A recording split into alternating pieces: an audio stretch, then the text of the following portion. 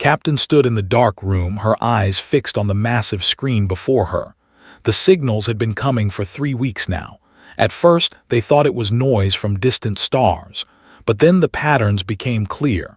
These were words, messages, conversations between beings who lived among the stars.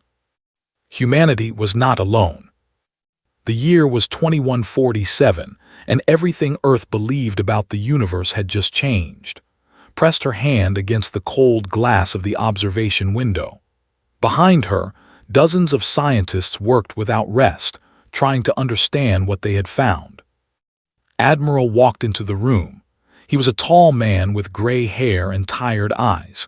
He had fought in 3 wars on Earth, but nothing had prepared him for this moment. He stood beside and watched the screen fill with alien symbols. "How long until we understand them?" he asked. 6 months, replied. "Maybe less. Their language is complex, but our systems are learning fast." Nodded slowly. He had read the early reports. Out there, beyond their small blue world, existed something called the Galactic Union. 4,000 species, millions of worlds, an empire that had existed for 80,000 years. And Earth had just knocked on their door. Ambassador arrived the next morning.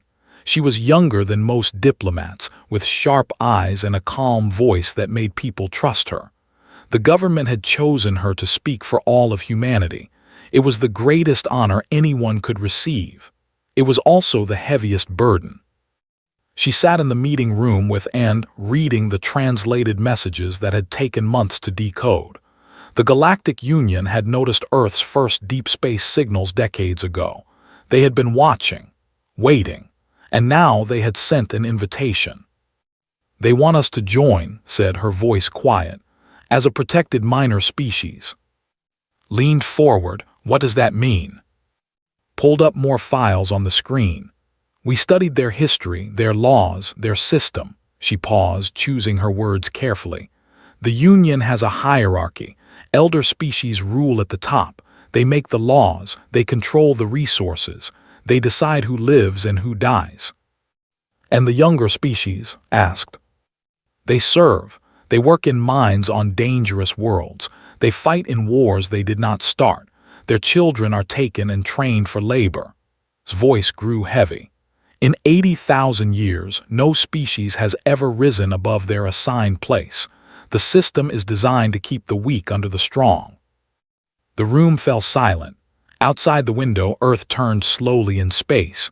Blue oceans, green forests, cities full of people who had no idea what was coming. Stood and walked to the window. "If we join, we become slaves." "Yes," said. "And if we refuse?" "They will come anyway. Species that refuse are conquered. Their worlds are taken. Their people are scattered across the galaxy as workers and soldiers." Closed her eyes. She had spent her whole life learning to talk, to negotiate, to find common ground. But how do you negotiate with an empire that sees you as nothing more than a resource? "There is another option," said slowly. He turned to face them. "We stay silent." Frowned silent. "We do not answer, we do not join, we do not refuse." Eyes were hard now, the eyes of a soldier who had made impossible choices before. "We listen, we learn, we watch everything they do, and we prepare." "Prepare for what?" asked. "For the day we are strong enough to stand on our own terms." The debate lasted for weeks. World leaders argued in secret rooms. Scientists presented data. Generals drew up plans that would take generations to complete. In the end, the decision was made by a vote of 12-3. Earth would go dark. The silence protocol was put into effect on a cold morning in December. Every radio telescope, every satellite, every transmission pointed at the stars was shut down. To the galaxy, Earth would appear dead. A failed world. Another species that had reached for the stars and fallen back into darkness. But in secret, the work began. Deep underground, factories started building ships unlike anything humanity had made before. Scientists studied the alien signals, learning their technology, understanding their weaknesses. Schools began teaching children about the stars, preparing them for a future that was still 2 centuries away. On the last day before the silence began, stood with on a balcony overlooking the city. The sun was setting, painting the sky in shades of orange and red. "Do you think we're doing the right thing?" asked. Did not answer for a long moment. She watched the people below, walking home from work, laughing with friends, living their small and precious lives. They did not know what waited in the darkness between stars. They did not know that their future depended on a silence that would last longer than any of them would live. "I think we are doing the only thing we can," finally said. Nodded, she understood now. This was not about them. This was about the children who had not yet been born, the generations who would inherit the work they started today. 250 years, whispered. "That is how long we need. Make sure are ready." Took her hand and squeezed it gently. "They will be." That night the last signal was sent. A simple message, aimed at no one, received by no one, and then silence fell over Earth like a blanket of snow. The galaxy forgot about the small blue world in the quiet corner of space.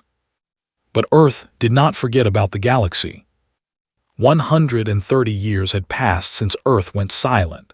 The people who made that choice were long dead now. Their children were dead too, but their dream lived on in the hearts of those who came after. Director stood in the center of the largest underground facility ever built. It stretched for 50 kilometers beneath the mountains, hidden from any eyes that might look down from space. Around her, thousands of workers moved like ants, building things that would have seemed like magic to their ancestors. She was 60 years old, with white hair and steady hands.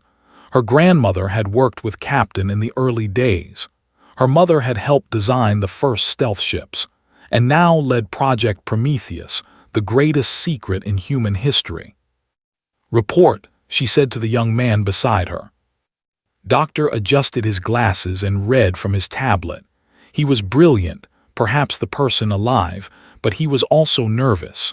The weight of what they were doing pressed on all of them. "The Shadow Fleet now has 200 capital ships. Each one is faster and stronger than anything the Union has. Our stealth technology is complete. We tested it last month against a Union patrol that passed through the outer system. They flew within 10,000 kilometers of our ships. They detected nothing." Allowed herself a small smile. "In the colonies. 12 worlds now. 2 million people living in hidden cities on moons and planets the Union thinks are empty. The latest colony on 442b just finished their first harvest." It was working. Everything they had planned, everything they had sacrificed, was finally becoming real. But knew they were not finished. The Union was vast beyond imagination. 4,000 species, millions of warships, trillions of soldiers. Earth was still small, still weak compared to that endless power. "We need more time," she said quietly. Nodded. "The projections say 50 more years, maybe 70. By then, we will have 500 capital ships and 10,000 support vessels. Our dimensional folding technology will be ready for full deployment." Dimensional folding. Even the name sounded impossible. While the Union used warp drives that bent space slowly, Earth had discovered something better. A way to step from one point in the galaxy to another in the blink of an eye. It would change everything. But first, they had to remain hidden. General commanded the military side of the operation. She was younger than, but her eyes held the same fire that had burned in Admiral's eyes 2 centuries ago. She had never known a world that was not preparing for war. Her entire life had been dedicated to this one purpose. She stood on the bridge of the flagship, a massive vessel called the Silent Thunder. It floated in the darkness between stars, invisible to all sensors, waiting for a day that had not yet come. "General," one of her officers called, "Union patrol entering the Sol system." Walked to the main screen. She watched as 3 alien ships dropped out of warp near Jupiter. They were scouts, probably checking to see if Earth had recovered from whatever disaster the Union believed had killed them. All ships maintain silence, ordered. No emissions, no movement, let them look. The Union ships scanned the system for 6 hours. They flew past Mars, past the Moon, past Earth itself. They saw ruins that had been carefully placed to look like the remains of a dead civilization. They saw empty cities and cold factories. They saw exactly what Earth wanted them to see. Finally, the alien ships left. The lead vessel sent a brief transmission back to Union headquarters. Sol system confirmed inactive. Species designation human marked as failed emergence, removing from active monitoring list. Let out a long breath. They believed it. Her first officer, a young woman named, shook her head in wonder. They really think we are dead.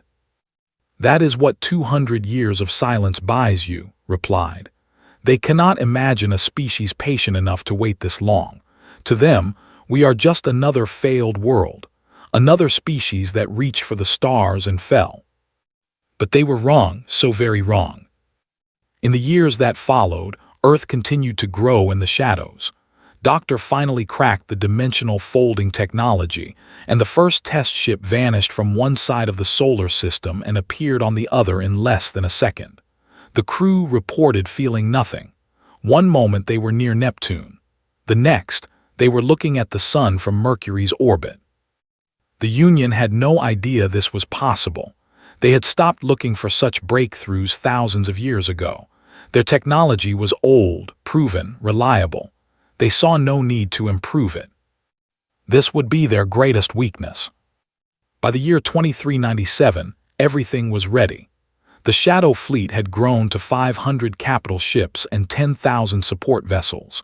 Humanity had spread to 12 hidden worlds.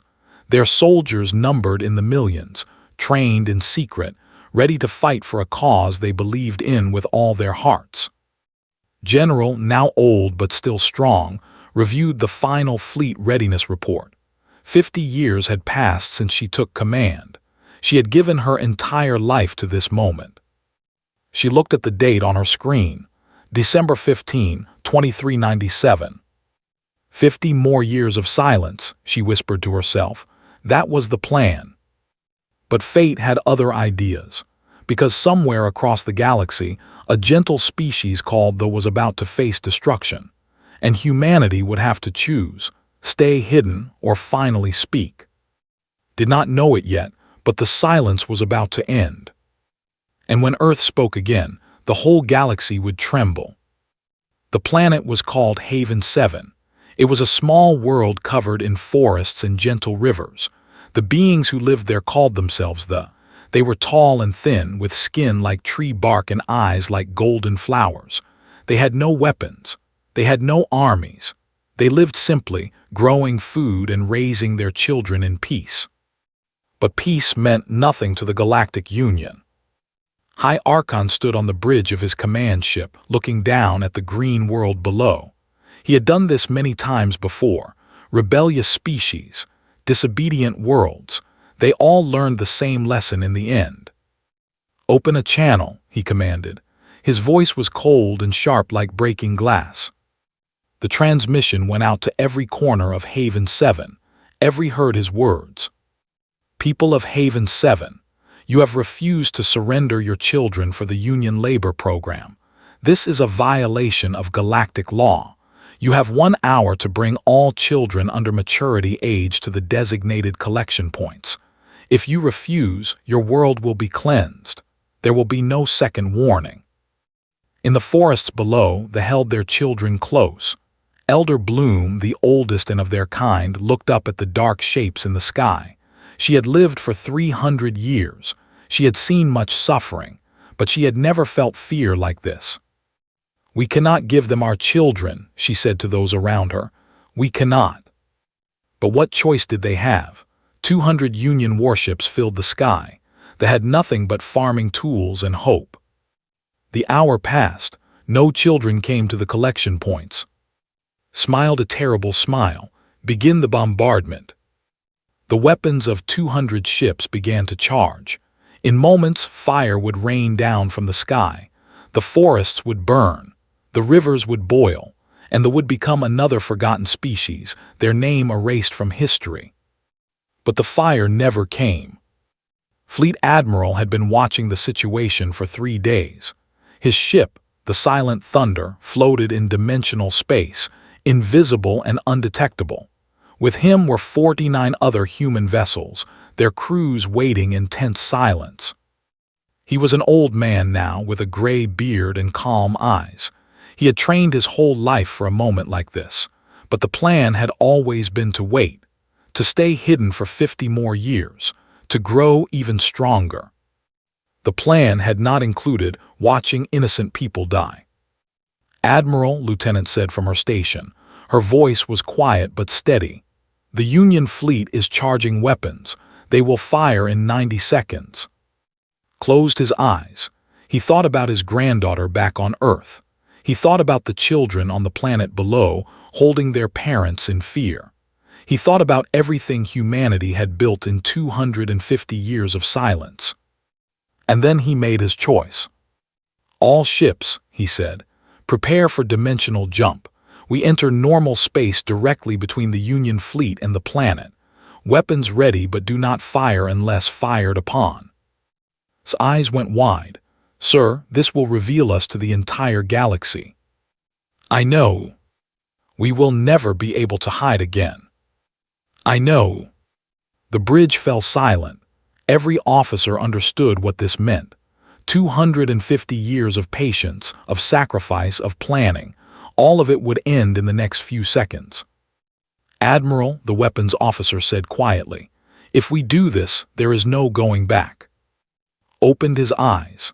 "There are children down there. If we let them die to protect our secret, then we do not deserve to call ourselves human." No one argued. No one could. "Execute jump," commanded, "now." The 50 human ships vanished from dimensional space and appeared in normal space in a perfect formation. They materialized directly between the Union fleet and the planet, like ghosts becoming solid. On the Union flagship, stared at his screen in disbelief. 50 unknown vessels had appeared from nowhere. Their design was strange. Their energy signatures were impossible. "What is this?" he demanded. "Where did they come from?" Before anyone could answer, a transmission came through. A human face appeared on the screen. Old eyes, gray beard, a calm voice that carried the weight of centuries. "This is Fleet Admiral of the United Earth Federation. This world is under Earth's protection. Leave now." Laughed Earth, the dead world, the failed species. He waved his hand dismissively. "I do not know how you survived, but you are insects. 50 ships against 200. Fire on them, destroy them all." The Union fleet opened fire. 200 ships sent beams of energy and missiles toward the small human formation. The battle lasted 11 minutes. It was not a fight. It was a demonstration. Human shields absorbed every attack without damage. Human weapons cut through Union armor like it was paper. One by one, the mighty Union warships went dark, disabled, dead in space. Watched in horror as his entire fleet was destroyed around him.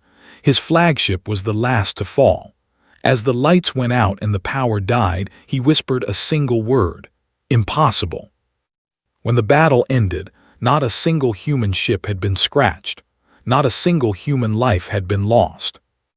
Lieutenant coordinated the rescue operations. 12 Union transport ships had already collected children before the battle began.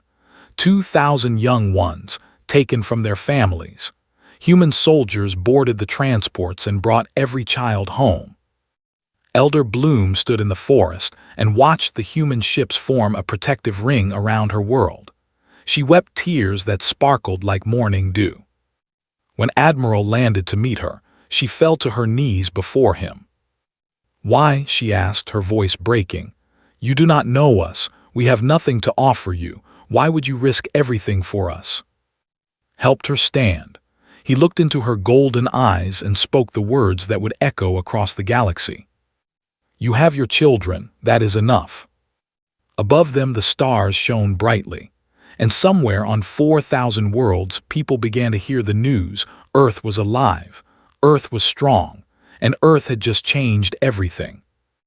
The news spread like fire across the galaxy.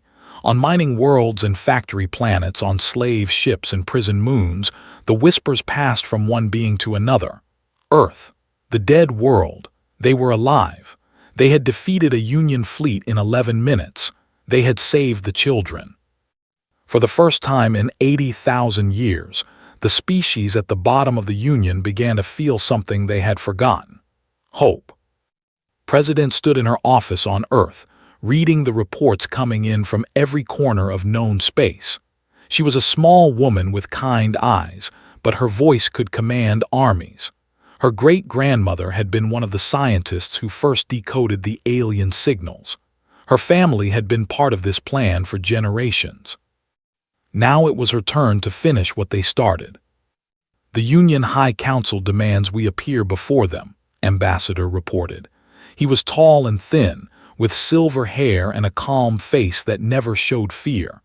They want to put us on trial for interfering with their operations. And if we refuse, asked, war, they will send every fleet they have against us. Smiled softly, then we go, but on our terms. The council chamber was the largest building in the galaxy. It floated in space near the Union's capital world, a massive station where representatives of 4,000 species gathered to bow before the elder races. No one had ever challenged the council here. No one had dared. Ambassador walked into the chamber with only 6 guards beside him. The walls rose around him like mountains, covered in the symbols of ancient species who had ruled for longer than Earth had existed. Thousands of aliens watched from their seats, their eyes filled with hatred and fear. At the highest point sat the council elders, 5 beings from the oldest species in the galaxy. They looked down at the human like he was an insect that had crawled into their home. Leader of the council rose to speak. He was massive, with scales like armor and eyes like red fire.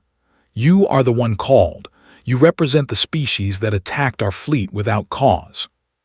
I represent humanity, replied. His voice was calm. And we did not attack your fleet. We stopped them from killing innocent people. Laughed, and the sound echoed through the chamber. Innocent. The refused Union law. They face the consequences. This is how order is maintained. This is how it has always been. Then your order is wrong. The chamber went silent. No one had ever spoken to the council like this. No one had ever dared. Reached into his coat and pulled out a small device. For 250 years, humanity watched in silence. We listened to your transmissions. We recorded your actions. We saw everything. He pressed a button, and the walls of the chamber came alive with images. Videos of Union ships destroying defenseless worlds. Recordings of children being torn from their parents. Data showing how many species had been erased from existence for refusing to serve. 80,000 years of murder, said. 80,000 years of slavery. 80,000 years of telling yourselves that this is right because you are strong and they are weak. The elder races shifted uncomfortably, but was not finished. You thought no one was watching. You thought no one would ever hold you responsible. You were wrong. He pressed another button. Right now, every species in the Union is seeing this broadcast. We placed satellites around every world in the galaxy. For the first time, your people know the truth. Across the stars, the reaction was immediate. On thousands of worlds, beings who had lived in silence for generations watched the images on their screens. They saw the crimes their leaders had committed. They saw the lies they had been told. And they began to speak. Rose to his full height, his scales turning dark with rage. You dare threaten the Union, we will crush your pathetic species. We will burn your worlds, we will. You will do nothing. The voice came from everywhere at once. It was Admiral, speaking from the silent thunder, which now floated directly above the council chamber. Look outside, said. The chamber's viewing screens switched to show the space around them. Where before there had been emptiness, now there were ships. Thousands of ships. Human vessels that had been invisible, now revealing themselves across the entire galaxy. You thought we had 50 ships, continued. We have 5,000. Every Union fleet in the galaxy is now surrounded. Every elder world is within our range. If you want war, we will give you war. But I do not think you will like how it ends. The council elders looked at each other in terror. They had ruled for so long. They had grown so comfortable in their power. They had never imagined this was possible. Stepped forward one final time. The Union may continue to exist. Your species may keep their worlds, but the old ways end today. Every species chooses their own path now. No more slaves, no more forced labor, no more taking children. He paused and let his words sink in. Any who disagree may test themselves against us, but I suggest you think carefully before making that choice. The silence in the chamber stretched for a long moment, then slowly sat back down. His scales had turned pale, his fire had died. What do you want from us?" he asked, his voice small. "Nothing," replied. "We want nothing from you. We only want you to stop hurting everyone else." He turned and walked out of the chamber. Behind him, the elder races sat in stunned silence. But across the galaxy, the voices were growing louder. On 100 worlds, species who had been silent were rising up. Chains were being broken. Flags were being raised. Earth had spoken, and everything had changed. 5 years had passed since the day Earth broke its silence. The galaxy was not the same place anymore. The old Galactic Union had fallen apart. Some elder races accepted the new order and tried to make peace with the species they had hurt for so long. Others refused and were defeated, not by humans, but by the species they had once enslaved. After 80,000 years, the chains were finally broken. In their place, something new was being built. Chancellor stood at the window of the Great Assembly Hall, looking out at the ships from 100 different worlds. She was young, only 40 years old, with her grandmother's sharp eyes and her mother's calm strength. Her family had been part of this plan from the very beginning, when the first captain made the choice to stay silent. Now it was her job to help build what came after. The new Galactic Assembly met in a station that floated between the stars. Unlike the old council chamber, this place was open and bright. Every species had an equal voice here. No more elder races looking down from high seats. No more small species forced to bow. "Chancellor," a soft voice said behind her. Turned to see Elder Bloom walking toward her. The leader moved slowly now, her bark-like skin showing the marks of great age. But her golden eyes still shone with the same warmth they had shone 5 years ago, when Admiral first came to save her people. Elder Bloom said with a smile, "I am glad you could come. I would not miss this day." Bloom reached into her robes and pulled out a small box made of woven leaves. "I have brought something for you, for humanity." She opened the box. Inside, resting on soft cloth, was a single seed. It was small and dark, no bigger than a fingertip, but it seemed to glow with a faint inner light. "This is a seed from the first tree of our," Bloom explained. "It contains the memory of our entire species. We have never given one to anyone before." She pressed the box into his hands. "You saved our children. You gave us our future. This is our way of saying thank you." Held the seed carefully, feeling its warmth against her palm. "We will plant it on Earth. It will grow beside our oldest trees as a symbol of our friendship." Bloom's eyes sparkled with tears. "That is all we could hope for." Inside the assembly hall, the representatives of 400 species waited for the ceremony to begin. Young Diplomat moved through the crowd, speaking with delegates from worlds that had been enemies just a few years ago. He was only 25, born after the silence ended, part of a generation that had never known fear of the Union. "Representative," a tall being with blue skin called out. My people wish to discuss a trade agreement with Earth. And mine wish to learn your dimensional folding technology, another added. We would like to establish an embassy on your world, said a third. Smiled and raised his hands. One at a time, please. Earth is happy to work with all of you, but today is about something bigger than trade or technology. Today is about all of us together. The ceremony began as the great clock struck noon. Chancellor walked to the central platform, where she would address the entire galaxy. Billions of beings watched from their home worlds, gathered around screens to hear her speak. 5 years ago, began, Earth broke a silence that had lasted 250 years. Many have asked us why we waited so long, why we hid in the darkness while others suffered. She paused, looking out at the faces before her. So many different shapes, so many different colors, so many different stories. We were silent because we were learning. We watched the galaxy and saw how power can corrupt even the greatest civilizations. We saw how easy it is for the strong to crush the weak and tell themselves it is right. Her voice grew stronger. We were learning because we refused to become what the Union had become. We did not want to rule the galaxy. We did not want an empire. We wanted something better. She gestured to the beings around her. This is what we wanted. Not Earth standing alone at the top, but all of us standing together, equal, free, choosing our own paths. The hall was silent, every being listening with their full attention. We spoke because we could no longer watch innocent people die. When we saw the facing destruction, we knew our silence had to end. Some things matter more than plans. Some things matter more than safety. Protecting the helpless is one of those things. Smiled and warmth filled her voice. And now we listen, to all of you, because that is what we always should have done. The applause that followed shook the walls of the assembly hall.